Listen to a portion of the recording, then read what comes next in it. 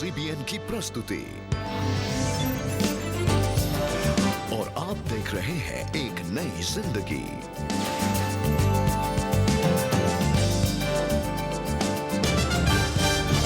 Good morning दोस्तों, एक नई जिंदगी के आज के प्रोग्राम में आपका स्वागत है। गुड मॉर्निंग दोस्तों, आपका स्वागत है और हम उम्मीद रखते हैं कि आज के इस एपिसोड के लिए आप तैयार होंगे, जहां पर हम खास बात करने वाले हैं गोल सेटिंग के ऊपर और इस गोल सेटिंग के लिए क्या क्या चाहिए होता है। और मेरे ख्याल से सबसे अहम इंग्रेडिएंट इसका है परसीवरेंस, दृढ़ता। जी बिल्कुल, आपने बिल्कुल सही कहा मानव। बिकॉज जब हम कोई गोल सेट करते हैं, जब हम अपने लक्ष्य की ओर आगे बढ़ते हैं, तो हम बहुत सारे अप्स एंड डाउन्स का सामना करते हैं। हाइज एंड लोज होते हैं और कभी कभी तो ब्लोज भी होते हैं। इसलिए बहुत ज़रूरी है कि हम गिव अप ना करें। इसलिए एक परसिवरिंग एटीट्यूड की ज़रूरत हमें पड़ती है। और this sounds like a very interesting topic for today, because जब गोल सेट करते हैं तो कभी कदार हमारा मन करता है कि हाँ बहुत अच्छा करा, स्टार्ट करा, बट जब थोड़ी दिन बाद जब ऑब्स्टिकल्स आने लगता है तो हम कहते हैं अब मेरे को थोड़ा सा गोल शिफ्ट कर दें, जो आसान गोल बना दें। तो I think I have experience this a lot of times. क्या आपने भी ऐसा एक्सपीरियंस करा है? मैंने एक बार नहीं मानव, कई बार मैंने ये एक्सपीरियंस किया है कि जब ऑब्स्टिकल्स आते हैं तो फिर निराशा आने लगती है, मन हारने लगता है और कभी कभी हम उस गोल को छोड़ भी देते हैं। और दोस्तों, इसी के बारे में आज हम प्रोग्राम में बात करेंगे और जानेंगे कि हम परमेश्वर से कैसे एक परसिवरिंग एटीट्यूड को पा सकते हैं। और अब समय है कि हम जानें कि आज मानव हमसे पहचान कौन में क्या सवाल पूछेंगे। समय है पहचान कौन का।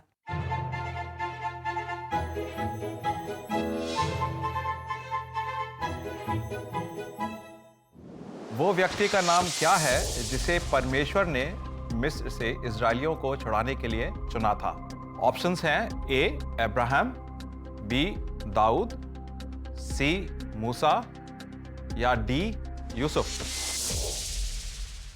तो दोस्तों, सही जवाब आप जल्दी से हमें बताएं। CBN इंडिया के YouTube चैनल पर आप जाएं और आज के एपिसोड के कमेंट सेक्शन में अपने जवाब हमारे साथ ज़रूर शेयर करें।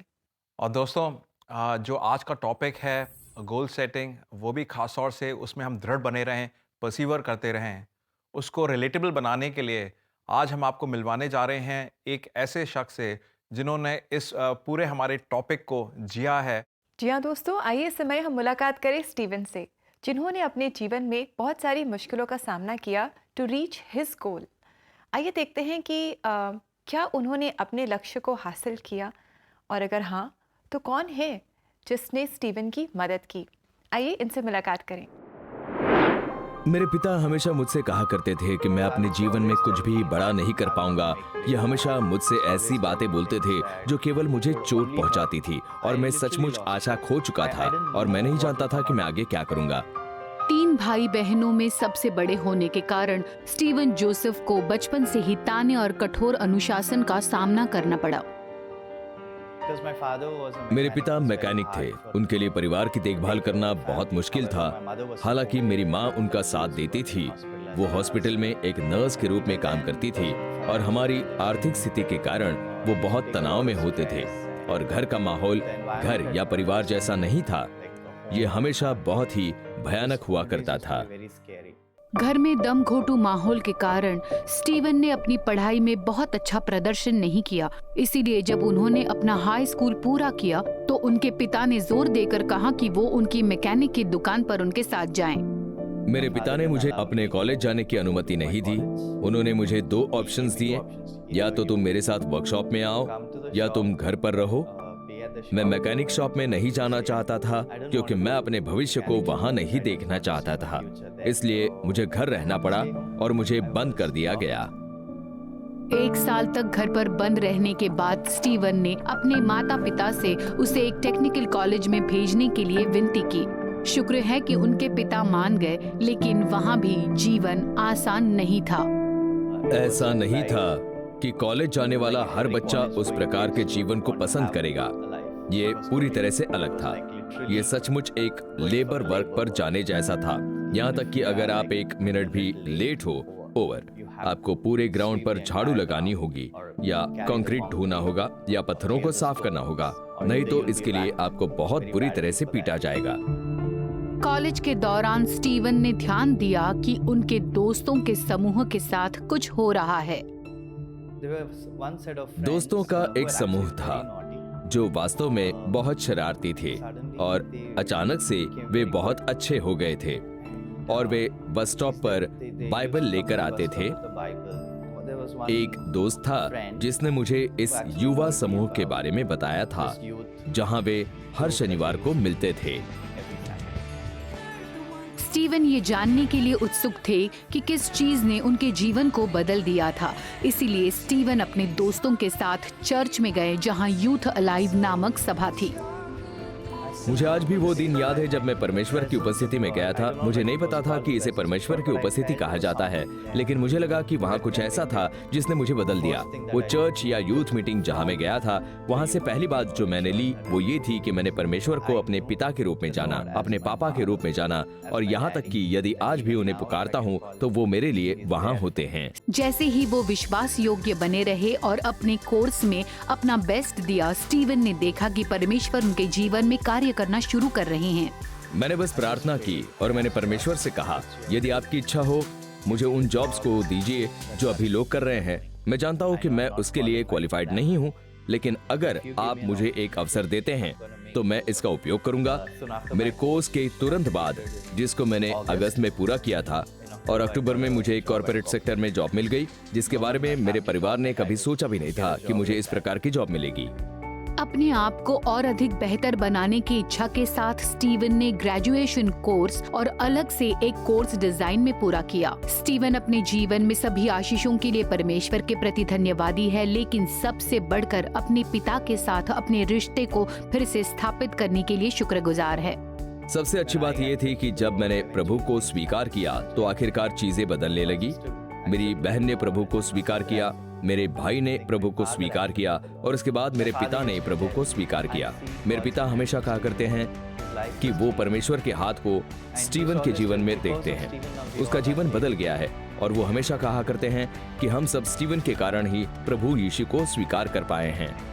आज अपनी कॉर्पोरेट जॉब के अलावा स्टीवन चर्च मिनिस्ट्री में अपने जैसे युवा लोगों को प्रोत्साहित करने और सलाह देने का कार्य करते हैं। मुझे केवल इतना ही कहना है कि परमेश्वर नामुमकिन को मुमकिन में बदलता है। उसने सचमुच मुझे दलदल से उठाया, उसने मुझे ठोस चट्टान पर बिठाया और वो हमेशा विश्वास योग्य रहा है।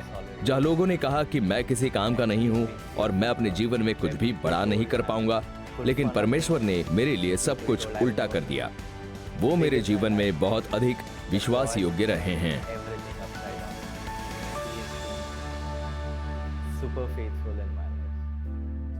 यस फ्रेंड्स, स्टीवन ने बिल्कुल सही कहा, गॉड इज फेथफुल।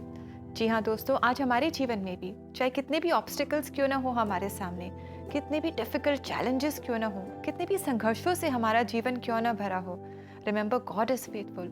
जो भी पर्पस गोल परमेश्वर ने हमारे जीवन के लिए रखा है उसे वो सही समय पर जरूर पूरा करेगा। एंड जो आपने बोला गॉड इज फेथफुल, जो स्टीवन की लाइफ से भी हमें देखने को मिला, that remains ever true, and उसी के बेसिस पे हम परसीवर कर सकते हैं। जी दोस्तों, आज जब हम बात कर रहे हैं परसीवरेंस की, दृढ़ता की, मुझे एक वाकया याद आता है।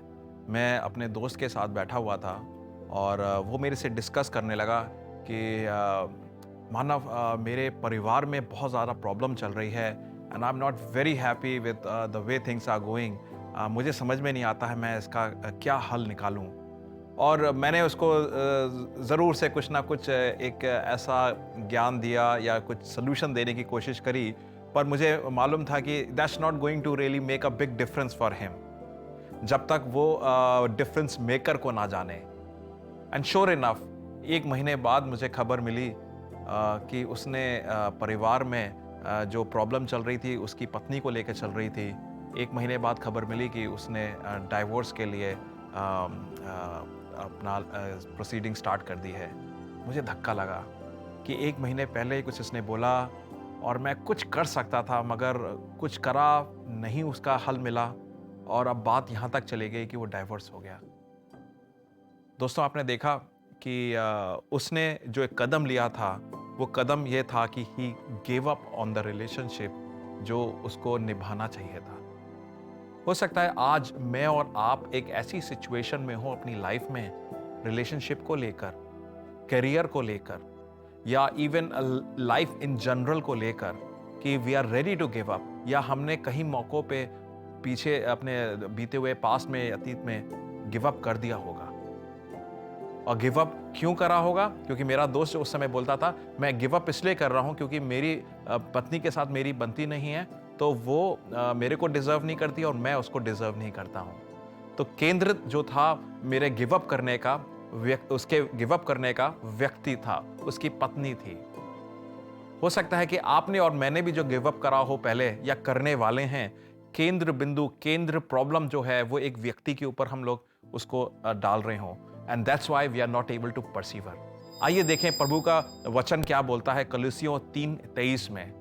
और जो कुछ तुम करते हो तन मन से करो, ये समझकर कि मनुष्यों के लिए नहीं परंतु प्रभु के लिए करते हो। प्रभु का वचन बोल रहा है कि तुम पूरे जोर शोर से वो करो जो प्रभु तुम्हें बोल रहा है करने के लिए, मगर केंद्र प्लीजिंग मैन नहीं होना चाहिए या लोगों के तरफ नहीं होना चाहिए। जो केंद्र होना चाहिए, जो कुछ भी तुम कर रहे हो वो ऐसे करो कि प्रभु के लिए कर रहे हो और प्रभु को खुश करने के लिए कर रहे हो। जब हमारा केंद्र बदल जाता है and the goal changes, the point of view changes of doing any work और रनिंग टुवर्ड्स एनी गोल, जब वो चीज बदल जाती है तब हम उसमें दृढ़ रह सकते हैं। क्यों? क्योंकि वो प्रभु है जिसके बारे में हमने स्टीवन की लाइफ से देखा कि वो दृढ़ बना रहता है, प्रभु जो विश्वास योग्य बना रहता है।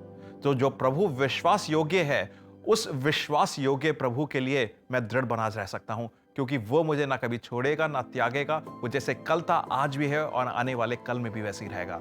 मगर लोग बदल जाते हैं, प्रभु नहीं बदलता है। मेरे भाइयों और मेरे बहनों, आज आपको इस वचन से प्रोत्साहन मिला होगा कि आप अगर आज गिव अप कर रहे हैं तो डोंट गिव अप। वो प्रभु की तरफ केंद्र बना के काम करें जो कभी भी आपको ना छोड़ेगा ना त्यागेगा। So don't give up, keep persevering. Yes, friends, never give up. Why? Because God is always there and He is by your side. दोस्तों, हमारा परमेश्वर जीवित परमेश्वर है, वो हमारे साथ है। तो हम याद रखें कि हमें हमारा सेंटर पॉइंट किसे बनाना है? जीवित परमेश्वर को। और दोस्तों, हम आपके लिए प्रार्थना कर रहे हैं, और साथ ही अगर आप प्रोफेशनल हेल्प चाहते हैं, काउंसलिंग चाहते हैं, तो आप हमसे CBN इंडिया में संपर्क कर सकते हैं। हमारी वेबसाइट पर जा सकते हैं। हमारा एड्रेस है cbnindia.org/CBN offerings। यहाँ जाकर आप अपने लिए काउंसलिंग सेशन बुक कर सकते हैं। दोस्तों, अब वक्त हो चला है कि हम ब्रेक लें और ब्रेक के बाद हम करेंगे आपके लिए प्रार्थना। So stay with us, we'll be right back.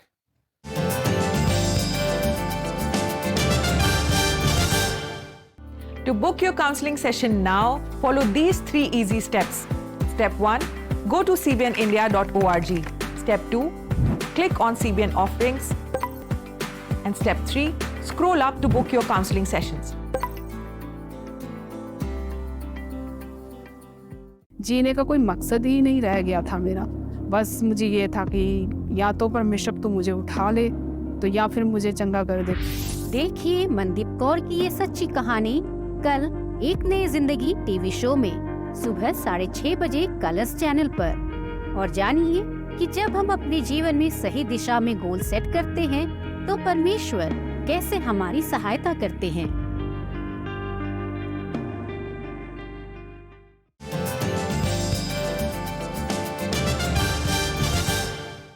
Welcome back दोस्तों। आज एक नई जिंदगी प्रोग्राम में हम अपनी month long theme goal setting को कंटिन्यू कर रहे हैं, और हम जान रहे हैं कि हमें स्मार्ट गोल्स बनाने हैं, पर इन गोल्स को हासिल करने में अक्सर हम बाधाओं का सामना करते हैं।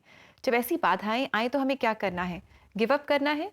नहीं, हमें परसिवियर करना है। हमें परमेश्वर को अपना सेंटर पॉइंट बनाना है और आगे बढ़ना है।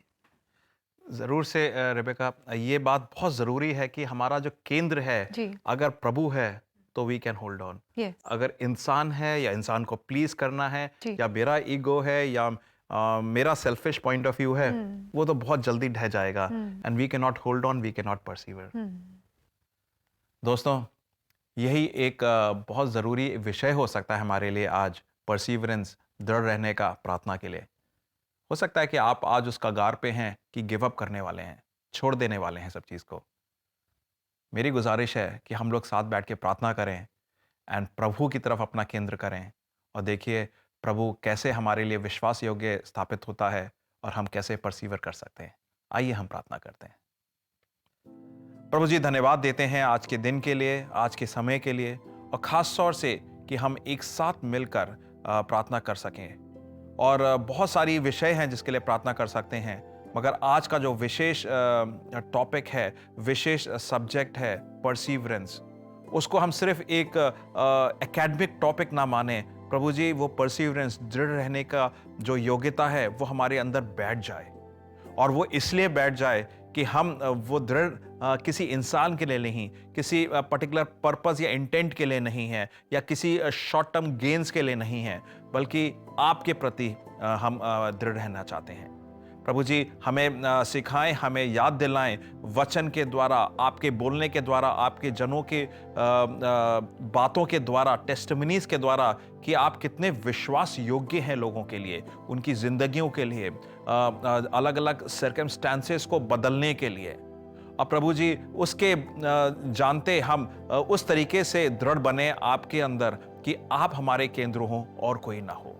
आज हो सकता है कि कोई बहन, कोई भाई यहाँ पर हमारे दर्शक गण में कोई रिलेशनशिप में गिव अप करने वाला है, परसीवर नहीं कर पा रहे हैं। हो सकता है कि वो कोई जॉब छोड़ने वाले हैं। हो सकता है वो कोई एक ऐसा प्रोजेक्ट जहाँ आपके नाम से उन्होंने स्टार्ट करा था मगर आज गिव अप करने वाले हैं। हो सकता है पैसे के लिए, या वहाँ पर एटमॉस्फेयर अच्छा नहीं था, लोगों ने उनको सही ट्रीट नहीं करा, या वाकई में उनकी कोई गलती नहीं थी, उनको दबाया गया। मगर ये सारी चीज़ों को हटाकर वो आपकी तरफ मन लगाएं और ब्रेक थ्रू लें, मेजर ब्रेक थ्रू लें प्रभु जी, इस मेजर ऑपोजिशन में भी, कि केंद्र आप हैं और आप ही उनको दूसरी पार ले जाएंगे। मैं प्रार्थना करता हूं प्रभु जी, इन सारी प्रार्थनाओं को सुने, और हमारे जो भाई बहन हमारे साथ जुड़ रहे हैं वो गिव अप ना करें, बल्कि आपकी विश्वास योग्यता को चलते, आपको केंद्र बनाते हुए परसीवर करें और दृढ़ बने रहें। ये सारी प्रार्थनाएं प्रभु यीशु मसीह के नाम से मांगते हैं, आमीन। आमीन। जी हाँ दोस्तों, don't give up and keep persevering. और ऐसा करने के लिए हम परमेश्वर के वचन को पढ़ें, जिसमें हम परमेश्वर को और नज़दीकी से जान पाएंगे। और इस समय भी आइए देखें कि आज परमेश्वर का जीवित वचन हमसे क्या कहना चाहता है।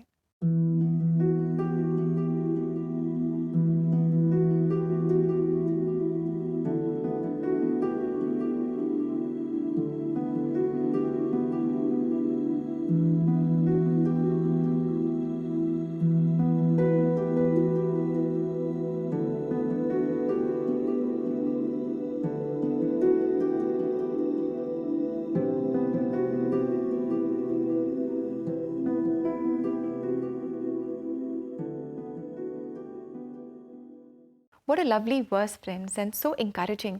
और ये वर्स हमें बताता है that when we love Him and when we know that we are called according to His purpose in all our situations, in all our challenges also, हमारी मुश्किलों में भी, हमारी difficult situations में भी, God brings out good from them. एक परमेश्वर ही है जो हर परिस्थिति में से भलाई ला सकता है, और जब हम उसके आज्ञाकारी होते हैं, उससे प्रेम करते हैं, उसके बताए हुए मार्गों पर अपने जीवन को चलाते हैं, तो परमेश्वर हमारे जीवन की हर परिस्थिति से भलाई लेकर आता है। अब वक्त हो चला है ब्रेक का। ब्रेक के बाद हम देखेंगे कि इस मार्च के महीने में सीबीएन फाउंडेशन वुमेन्स डे की थीम एम्ब्रेसिंग इक्विटी पर कैसे फोकस कर रहा है। So stay tuned with us, we will be right back.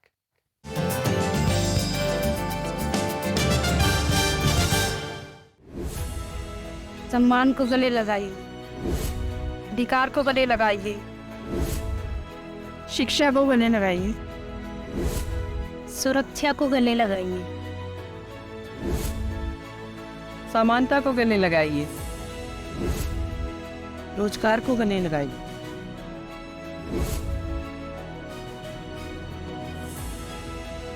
Impress equity, समता को गले लगाइए।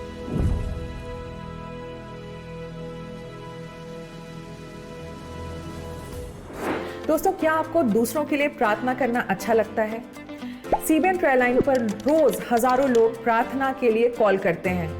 You can stand in this gap and pray for them in English, Hindi or your regional language. To sign up as a prayer line volunteer, go to www.cbnindia.org. Click on Connect with us. In the drop-down, register for prayer line volunteer. Remember, Prayer can move the hands of one who moves the universe.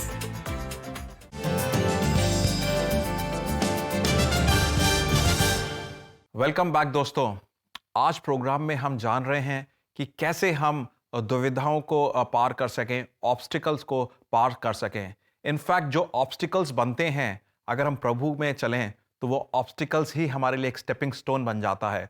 और जब वो obstacle हमारा stepping stone बन जाता है तब हम perceiver करने लगते हैं, दृढ़ बने रहते हैं। जी बिल्कुल दोस्तों, और हमने जाना है that God brings out good from these obstacles also. परमेश्वर हमें सिखाता है कि हम कैसे परसिवियर करें और विश्वास में हमें और दृढ़ भी करता है। So we should thank God for all these obstacles that come in our way. दोस्तों, अब हम प्रोग्राम में आगे बढ़ रहे हैं और देखते हैं कि इस महीने सीबीएन फाउंडेशन समाज में क्या पहल लाने की कोशिश कर रहा है। हेलो फ्रेंड्स, इस महीने हम सीबीएन फाउंडेशन में फोकस कर रहे हैं एम्ब्रेस इक्विटी फॉर वुमेन। समता को गले लगाइए। इक्विटी एंड इक्वालिटी, समता या समानता एक दूसरे के सिनोनिम्स लगते हैं, लेकिन इन दोनों के बीच में एक क्लियर डिफरेंस है। इक्वालिटी समानता यानी सब लोगों के साथ समान व्यवहार करना, लेकिन सोसाइटी में सारे लोग तो एक जैसे नहीं होते। कुछ लोग पिछड़े हुए और मार्जिनलाइज्ड होते हैं। इन लोगों को परिस्थितियों से उनके ऊपर उठाना, दूसरों के बराबर लाना, इन चीज़ों पे फोकस करना ही इक्विटी है। कम्युनिटी में महिलाओं को एम्पावर करने, उनको उनकी स्थितियों से ऊपर उठाने के लिए समता पे बल देना ज़रूरी है। And every women should embrace equity. इस गणतंत्र दिवस पर हमने नारी शक्ति का इम्प्रेसिव प्रदर्शन देखा है। ये समता और समानता ना सिर्फ एक बार बल्कि ये लगातार बना रहना चाहिए। हमारी सोसाइटी में टैबू, स्टिग्मा, सोसाइटल नॉर्म्स जो अक्सर ये तय करते हैं कि हमें क्या बोलने का फ्रीडम है और क्या नहीं। Even in our families, equal freedom of speech के राइट के बावजूद लेडीज अपनी बात को कॉन्फिडेंस के साथ दूसरों के सामने नहीं रख सकते हैं। वर्ल्ड जेंडर फोरम 2022 की जेंडर गैप रिपोर्ट में इंडिया का रैंक 146 कंट्रीज में 135 पर था। आज जहां कामकाजी महिलाओं को सेक्सियस्ट जोक्स, डिस्क्रिमिनेशन और अनइक्वल पे जैसे चैलेंजेस का सामना करना पड़ता है, वहीं मार्जिनलाइज्ड महिलाओं को अक्सर इनके अलावा भी ऐसी चुनौतियों का सामना करना पड़ता है जिनका हमें कोई अंदाज़ा नहीं। रिमोट कम्युनिटीज़ में जहां जेंडर इक्विटी की कोई अवेयरनेस नहीं है, वहां महिलाएं अपने आंसुओं को घूंघट में छिपा कर रखती हैं। सीबीएन फाउंडेशन की विमेन्स प्रोटेक्शन कैंपेन के माध्यम से हम अपने देश की मार्जिनलाइज्ड महिलाओं तक पहुंच रहे हैं। आपके सपोर्ट से हम उन्हें अपने अधिकारों के बारे में परिचित करा रहे हैं। हम कोलैबोरेट कर रहे हैं एक्सपर्ट्स के साथ जो अपने नॉलेज शेयर करेंगे वर्कशॉप के द्वारा। आपका contribution for women's protection campaign ये इंश्योर करेगा कि सब महिलाएं इस होप के साथ जिए कि उन्हें परेशानियों का सामना अकेले करने की ज़रूरत नहीं। आपका सपोर्ट हमारी टीम को रिमोट कम्युनिटीज़ तक पहुंचा सकता है जहां पर इस तरह की अवेयरनेस की आवश्यकता है। Embrace equity by contributing at www.cbnf.org.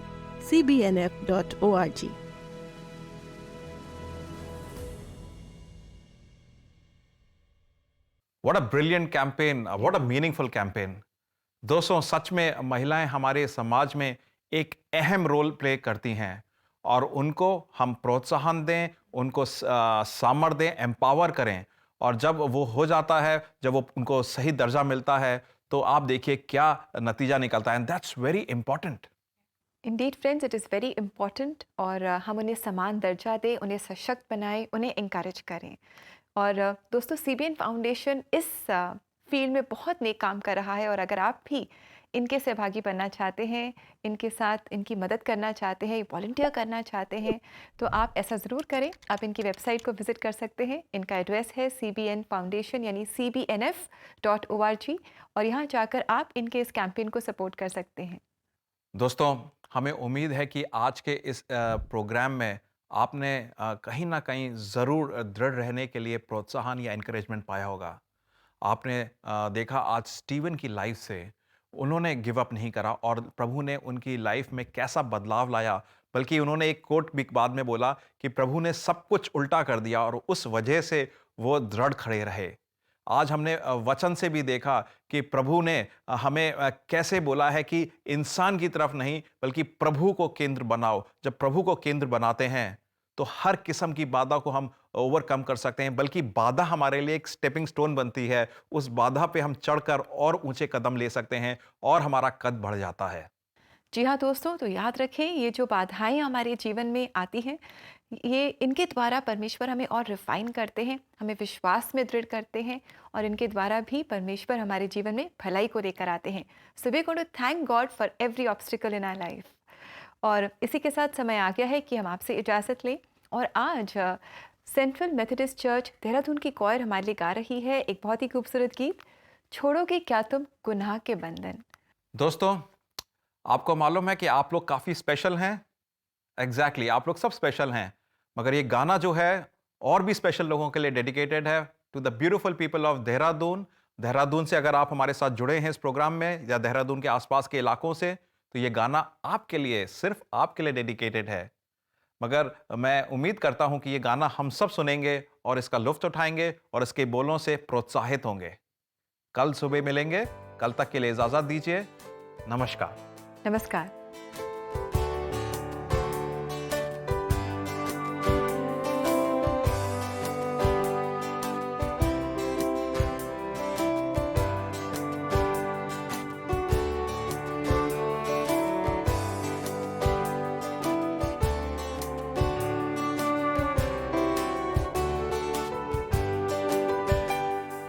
छोड़ोगे क्या तुम गुनाहों के बंध, लहू में कुदरत है, लहू में कुदरत है। होगा गुनाहों पर क्या फतमन, अजीब कुदरत लहू में है। बोलो जय जय, कुदरत अभी है लहू में, लहू में। बोलो जय जय, कुदरत अभी है यीशु के लहू में है। छोड़ोगे क्या तुम गुनाह का घमंड, लहू में कुदरत है, लहू में कुदरत है। कलवरी पास आकर हो फतमन, अजीब कुदरत लहू में है। बोलो जय जय, कुदरत अभी है लहू में, लहू में। बोलो जय जय, कुदरत अभी है यीशु के लहू में है। यीशु की खिदमत को दोगे अंजाम, लहू में कुदरत है, लहू में कुदरत है। सबका गुनाह के मुकरना है तू, अजीब कुदरत लहू में है। बोलो जय जय, कुदरत अभी है लहू में, लहू में। बोलो जय जय, कुदरत अभी है यीशु के लहू में है। बर्फ से सफेद तुम हो सकते जरूर, लहू में कुदरत है, लहू में कुदरत है। सबका गुनाह के मुकरना है तू, अजीब कुदरत लहू में है। बोलो जय जय, कुदरत अभी है लहू में, लहू में। बोलो जय जय, कुदरत अभी है यीशु के